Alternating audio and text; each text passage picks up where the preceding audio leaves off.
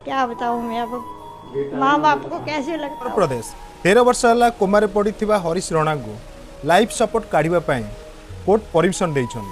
भारत में ये प्रथम केस जहाँ को इच्छा मृत्यु परमिशन मिली। ये हूँ हरीश राणा कहानी।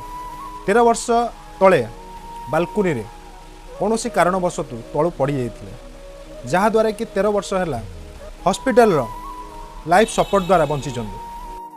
सुप्रीम कोर्ट ने आज आर्टिकल 21 के मातहत राइट टू डाई का राइट हरीश राणा को दे दिया गया है। अगले एक हफ्ते के बीच में एम्स में पहुंच जाएगा हरीश राणा और वहां उसकी सारी जो ट्यूब्स वगैरह सब रिमूव कर दी जाएंगे। कौन माता पिता अपना चाहता है कि अपने बेटे को ऐसे करे। ये बच्चा सिविल इंजीनियरिंग कर रहा था और टॉपर था सीयू का, दो कंपटीशन जीत चुका था, तीसरा जीतना था इसने पंजाब यूनिवर्सिटी में। वो तो बंचवा मरिबा सबू सामान। सुप्रीम कोर्ट राय देवा बेले सेठार उपस्थित होइबा समस्त व्यक्ति आखि लुहरे परिणत हो जाती। बेंच रे थिबा जज कर मध्य आखि भाव विवल हो पड़ता। शेष में परमिशन मिल जाए इच्छा मृत्यु। ये भारतर प्रथम केस बहुत कष्टदायक। आप वीडियो देखो।